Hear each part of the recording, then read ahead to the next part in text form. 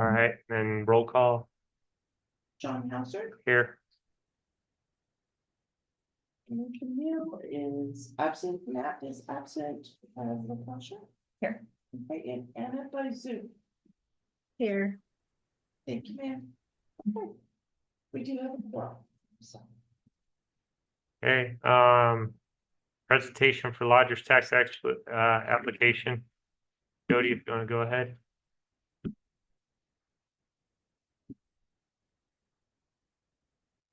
And then just for the record, so y'all could do it, Hansen on Anna's Hansen.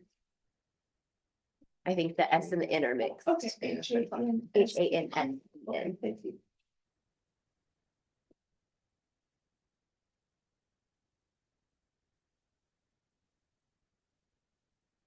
Good morning. Here today with the second part of our lodger's tax request. Back in June, we had requested the first part of the promotion and licensing fee to Bruce Gussmacher. Part of it was we needed to actually find out from Gussmacher. We had a site visit last week and we were an approved site for June 2025. And so I have turned in another application for the other part of the funding request. And I did put in there, if you looked in your packet, and I do have, this one has a little more information, but I have kind of a breakdown of all the expenses that are going to take place from Gussmacher. From our end, we're probably looking at raising $15,000 to $20,000. That's going to be the additional part from our end. With all the expenses occurred, but basically just similar to the summer jam, some of the requests have just been medical services, portable toilets, and then some of our radio ads, advertising, event shirts, and security. And you do see I did adjust the Gussmacher fees because we were awarded $7,500 from the June allocation, and so we're requesting the other $2,500, which was for the licensing fee. And then one of the differences, if you'll notice, the anticipated attendance I had for 1,600 after our site visit. His name was Mike Fuller, who's actually from Gussmacher. He came down from Michigan to do the site visit. He said you should expect 4,000 to 5,000 spectators. So I was definitely off on the 1,600, but expecting if we get our goal teams of 200 teams. And this will be, I think I mentioned the last time, this will be a nationwide tour, so this will be advertised throughout the nation. It's really big back in the Midwest and then all over New Mexico.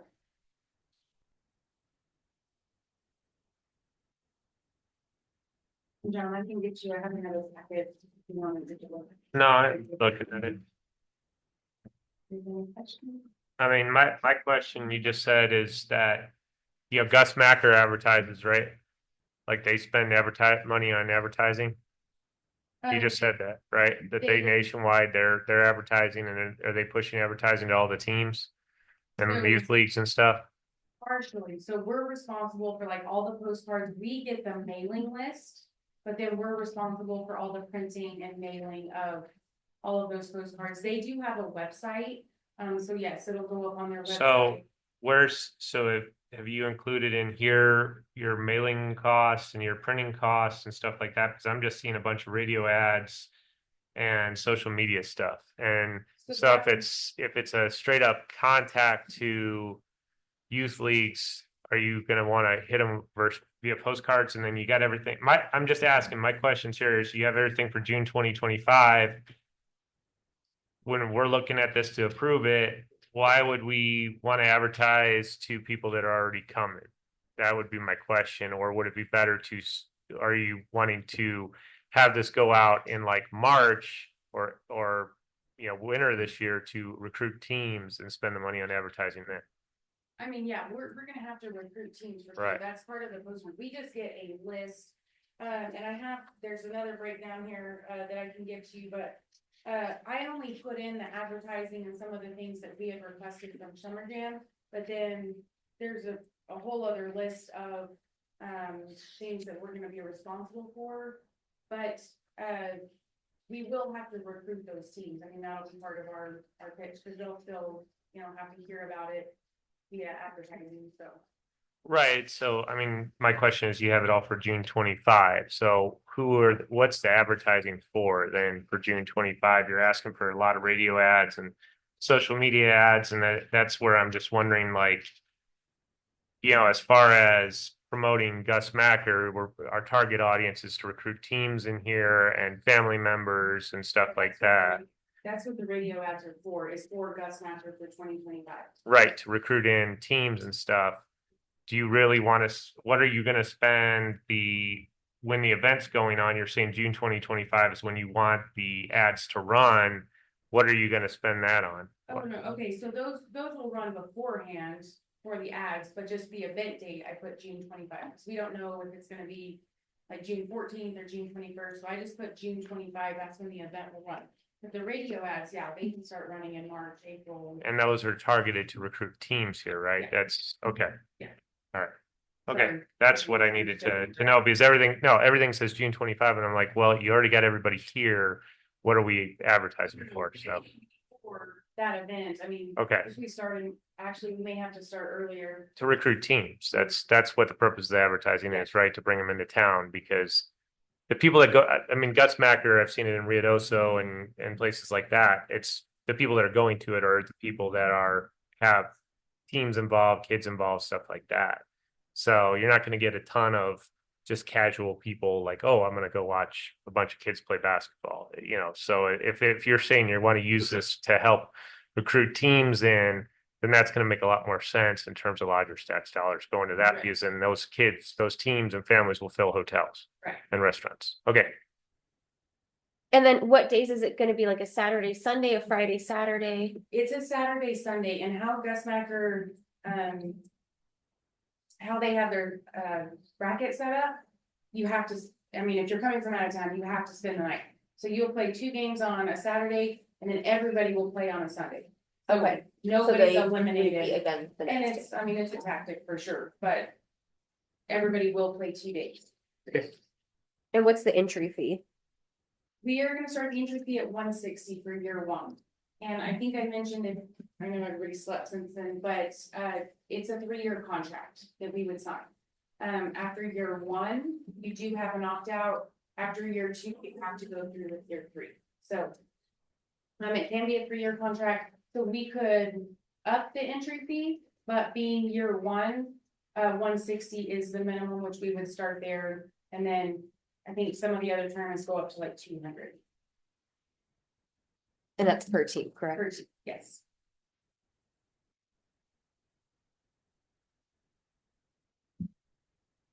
Did you use the 7,500 already for that summer jam that you had that we ordered, or is that sitting there for Gus Macker? No, it would be for, we have to sign 5,000 at contract signing, which after, sorry, this is a little redundant for you, John, but after Thursday, I meet with the athletic director and we're gonna get our date. Once we get our date, we'll start signing. Well, what I'm asking is, like, we ordered 7,500. Was that already used for that summer jam thing, or did you sit on that until you confirm Gus Macker? No, because that'll be when we sign contract, it's 5,000 at signing, Okay, so you did not spend any of the 7,500 yet, right? Okay, not from Gus Macker, no. okay, sounds good. Everything I have. You guys got any other questions?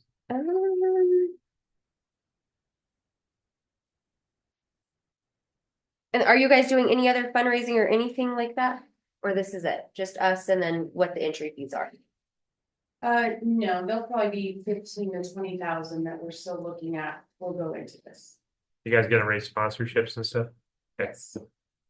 So that's what he said to expect is 15 to 20,000 that we'll be responsible for, because you have to pay all your refs out. T-shirts, trophies, and the trophies are not cheap. They run about $350 per division at 20 divisions, so.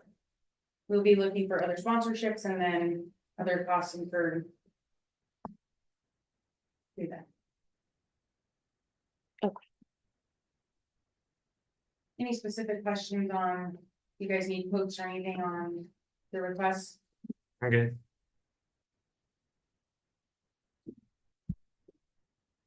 You have anything, Anna?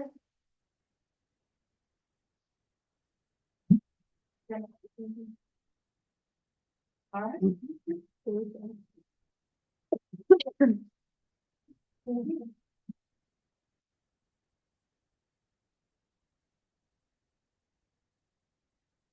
Okay, And then do you wanna take- so are we staying in open session then for the budget review, or is that, do we say we're closing the session here for just board members? What do you guys?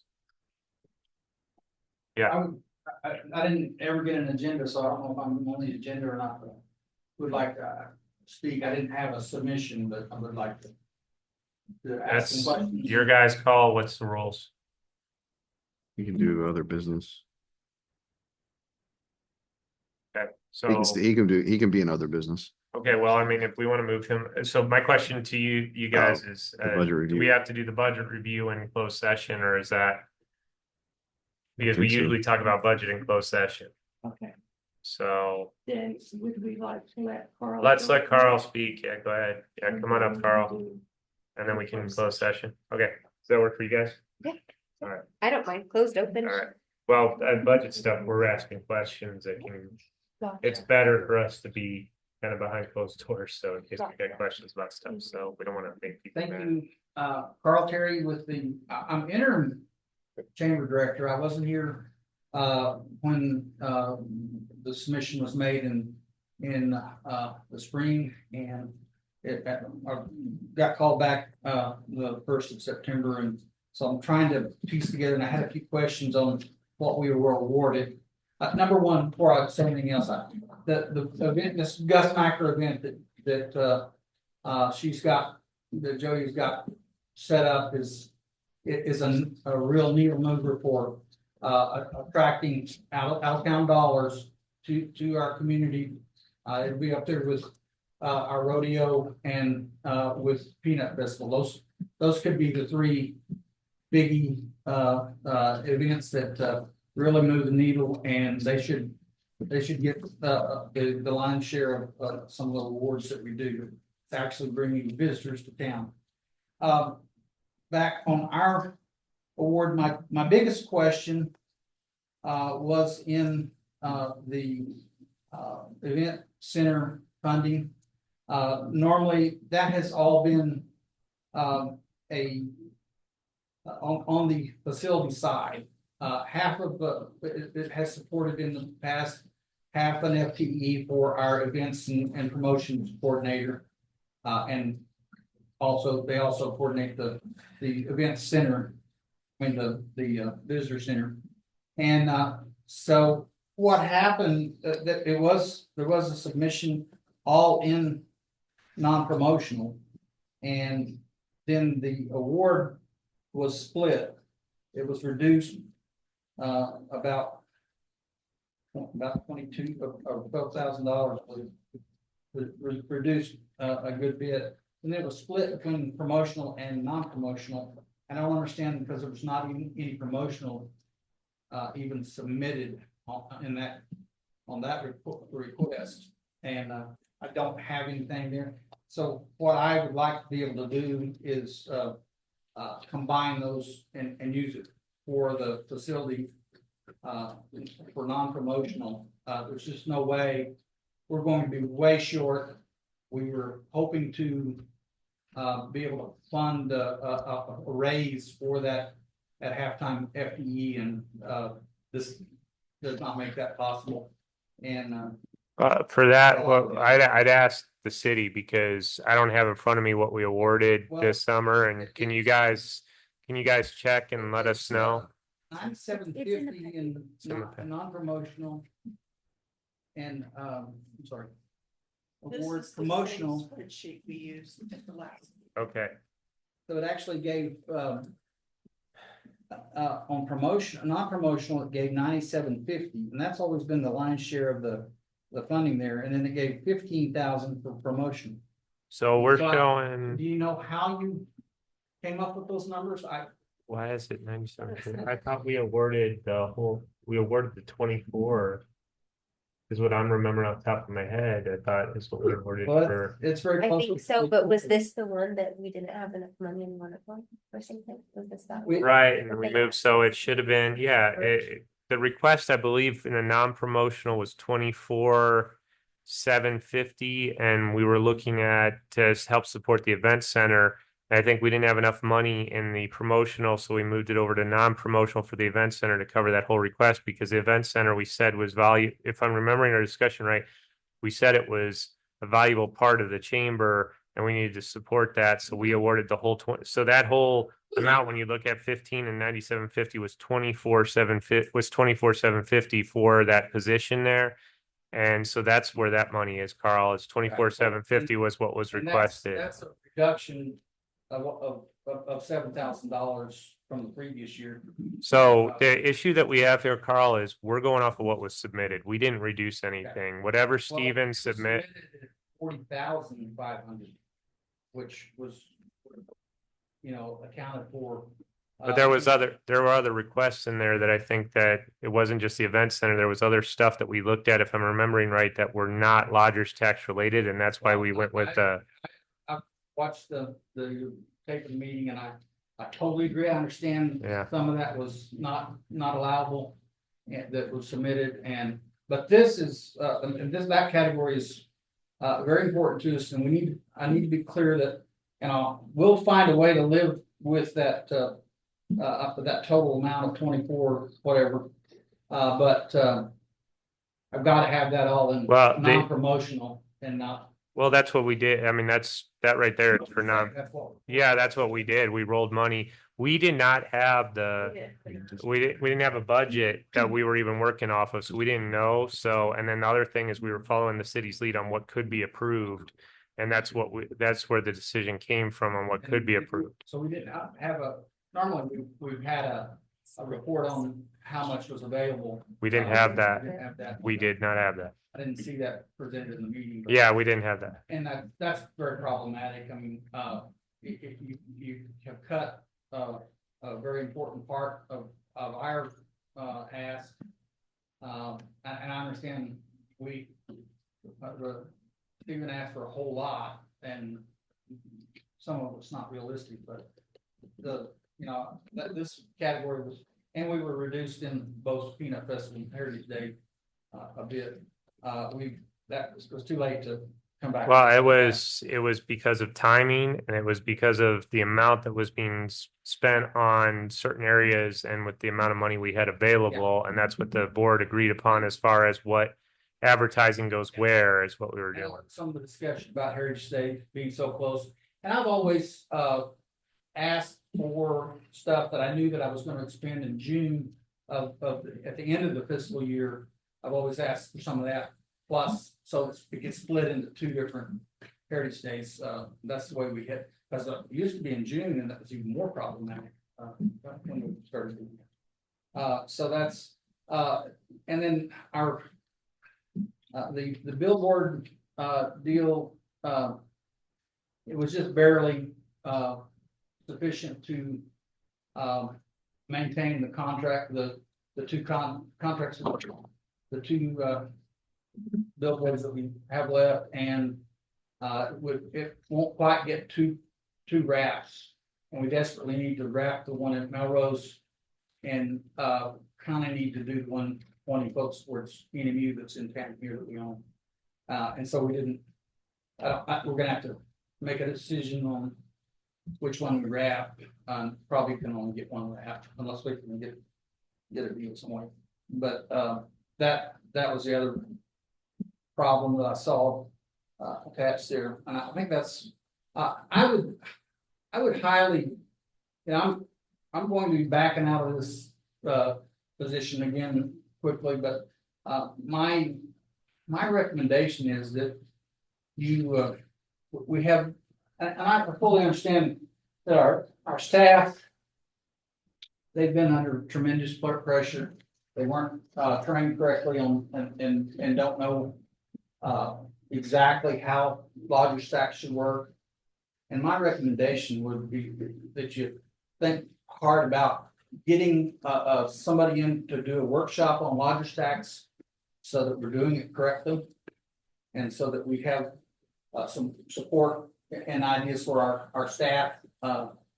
Let's, either find a model, community that's doing it, or my suggestion that covers both sides of the lodger's tax would be the hospitality, your hospitality Association. through, what's the name of it? Association. Hospitality Association. They have a full catalog, they published a full catalog on lodger's tax that covers the side for the lodging industry, and the collection side of it. And it also covers, what's allowable as far as extending that. I shared that during the meeting as And well. I'd shared it The with website. city staff before, but I didn't know if the newer folks got that. I think didn't y'all take a workshop or something? Didn't y'all meet with someone and start? In the spring, we attended Process, a yeah. clerks series of classes. A class was, or a lecture was provided by the LT people, or the largest tax people from Rio Doso. And that's basically all. we've received. Their lodger's tax board. 2 members. Okay. Yeah, and that would be, a resort would be a good, it won't translate exactly, but that hospitality association then got both sides of the coin, covered really well, and it would be helpful for them, and it would be helpful for our board members to know this is what we're doing this is what is allowable, and it's not what's allowable. Yeah, and the packet's online too. You could. Fortunately, you figured some of that out with some of the requests from the chamber that weren't allowable. But there's some other stuff that, and we've had trouble, last year with it, a nightmare as far as the reimbursements. And hopefully we've got that, flying a little better and. And I just a point of clarification for everyone is that if there's any questions about how funding is awarded, please direct it towards the city. Don't direct it towards any of us. We're a volunteer board. We don't know the answers. We're going to direct you guys directly to the city to answer any questions, because I've had. Standing on that, and Well, we rely on them, just like when I come to chamber board meetings and ask you questions, we're going to ask you, hey, how does this work, Carl? And we go to them and say, hey guys, how does this work? How do we respond to this? And that's what we lean into, because we all are volunteer board here to help out. So. Yeah. So I think too, for clarification, so when we got our award, and I don't know if you guys get the same email. It doesn't say what was awarded, it just says, I got. Yeah. So we got 3,500 for this and 6,500 for this. So I have no idea if people awarded porta potties or if it's for trophies, or like, it's not. Yeah. That, I think And I think you guys are making some determinations. We're splashing this out, and it may, but we just get a lump, and so that lump sometimes goes to what we feel is the most important thing. And that's the thing that we've talked to you guys Yeah. about too, because we know where to break off. We're sitting, but it's one of those that as we go forward, we want to detail out to the businesses, hey, this is what was awarded, probably, if we can do that. So. for us to know, so I haven't received my reimbursement back yet, but to know, because I hate to get to the end and then be like, oh, I didn't know that X, Y, and Z. Right. Porta potties weren't And- awarded, and I went ahead and went with them. So even Yeah. if we could get feedback. But real quick, Chris, just so you know, I since you're new, I had to go back 2 years to get awarded checks to Eastern. Like the reimbursement, like Carl said, has been really rough, because literally I got a call this spring and said we didn't get reimbursed from 2 years ago, and we had submitted everything. So I had to go back and resubmit everything. We did get the check, but it was like I had to scramble back 2 years to get it. So that's just an FYI to you. We changed the whole format up, and it was flowing pretty smoothly until that, and then there were extra backup detail that we needed, and other stuff that really made the process a lot more difficult, and slowed everything down. And I know it's what slowed it down on our side, and I know if it was reviewed on the city staff side, then it slowed down. I don't know they did because they called me, asked questions during that period. Go ahead, sorry, Tasha. No, I was just saying, and I don't think, being on different lodges board checks, I don't think it's our responsibility to break down what it could be spent on per item. So if there's something that doesn't follow under the lodger's tax rules, then we can specify, we cannot give money for this, so you can't use it for that. But once it's awarded, it's up to them to distribute it based off of. Tasha, I would agree with that. I would prefer to be able to take the lump. Correct. In that category and. It would take us tons of time and it's not our responsibility. Yeah. And we're just the advisory board, so we're not the final approver, just so. So that question did come up, I know, between with Ms. Diaz and myself, and I wasn't exactly certain how to answer her. She wanted to know, once she got her award letter, and the award letter we sent out was exactly the way it was sent out before. We didn't change the letter, the awarding of the award letters up at all from the way they were done by previous people. So I didn't know how to answer her though, like, could she spend, like, she planned to do, spraying weeds and pests and things like that, insecticide. And if that was crossed out, but she still had it in the awarded budgeted money, then she could maybe spend that the way she wanted. Yeah. Like the total they're awarded, regardless whether it's non-promotional or promotional, that's up to you, the way you spend it. Does that make sense? I'm glad to have that clarified. Okay, See, and that's what we didn't know, like, if spraying weeds got X-nated in your meeting, and I still went forward, but well, I didn't know it got X-nated, so does it still get? So if there's something, to my understanding from being on it, if we approve this.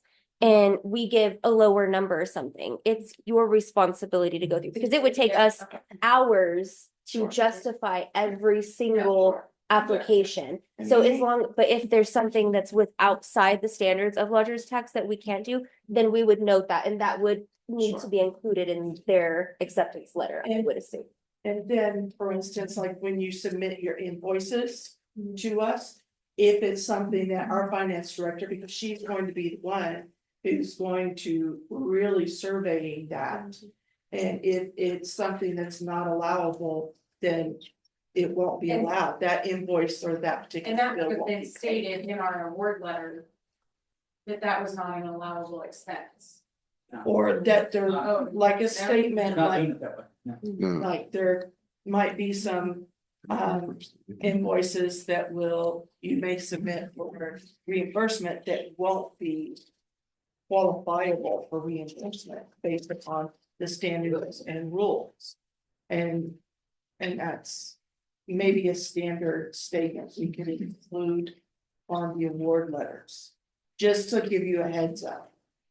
I think I would agree that if you have something in there that is deemed by staff that doesn't qualify, you need to throw that, put an alert on that so that.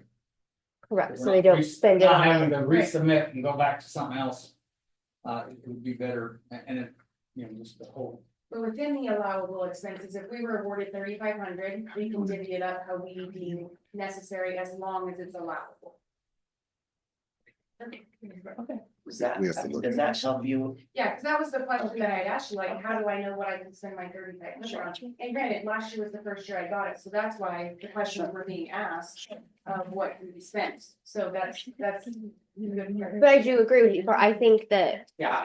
especially you guys, because, I mean, we served on the board before, but I think that we need to find someone to mirror something so that you guys could do trainings with, because you guys are the ones that should advise us what is allowed versus not allowed. Unfortunately, I've had city staff call me asking about, can't do that, can't do, but you can do this, well, not my place to be offering advice. Well, Well, it's based upon your experience and Flattery will get you everywhere, thing. I'm looking for that. Oh. Remember, I'm out the door in a month or two. I think some training is important because we don't want to accidentally make a mistake and then upset everybody because we're just going based off of what we think. Well, and I think it matters too, because remember after Danielle and I talked, I reached out to Clovis and asked them, and they have some different rules than we have. So each city has their own rules. So that kind of threw it up in the air too of like, oh, okay, well, if you have different rules than we have, then we can't necessarily go off. When they switched the applications, they said it was exactly like Clovis, and I knew it wasn't exactly like Clovis. Yeah. We did, Clovis just switched hers, so. Just so you all know, it just switched. So we're just gonna get reimbursed. We just It told didn't them. match the previous. Exactly. We should be able to tell them when Well, it's, on the lodger's tax when website, it's applied for, right? you can print out, it tells you what can and cannot be used for purchased with lodger's tax money. Yeah, we told them. So I printed one out Oh, myself. this is definitely. That lodger's tax website is available for everybody. That link is Public. a helpful tool in sending out applications to include that, The link, so okay. that maybe then you don't have things like, what shouldn't have been submitted by the chamber. Sure. Because it would make for a very difficult and challenging letter, award letter to send out to everybody and Oh, yeah. be presented if we said, they said this about your pesticides. No. So, And we can't. Don't want to go down that road. You know, we don't wanna get that detailed because that would be a bit cumbersome. so because again, this is all new to me, so I just got a question. Just looking at your application here, you have, tournament, staff, tent, social media, radio, all that. And then, so if you needed pesticides, you would add pesticides in here and stuff like that. So from what I'm seeing and from what I think we're gonna do from now on is that'll be lined out prior to you even getting the award. So when you get the award letter with the money, you should know by your budget request what is allowed and what is not allowed. That's where we're gonna be going forward from that. And that should be pretty easy to do. Makes- We meet and tell you guys what we're crossing out, what's. Right, because we're gonna scrutinize the application when it comes through to make sure that all these are allowed. And that's before you would even get reimbursement. So Correct. so as you're presenting, before you present, we'll already know you can't do that one, you can't do that one, you can't do that one. And then you'll know, and then you get your award with the award letter, and then you're able to spend it as such. Okay. Sense, like, hey, bug spray is not allowed. Correct. Yeah, we can do it that way.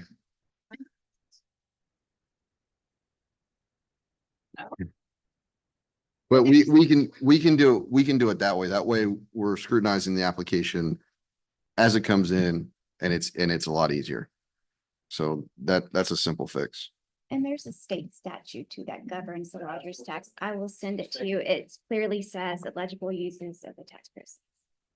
I mean, and I think we have looked at that too.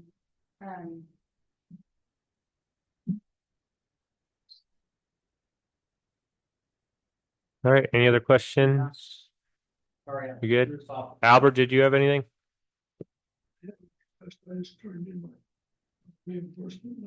Okay. All right, well, then I guess we'll call a vote to go into executive session or whatever you guys want to close session.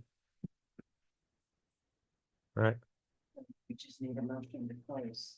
can we close the meeting and go into closed session? Okay. Let's-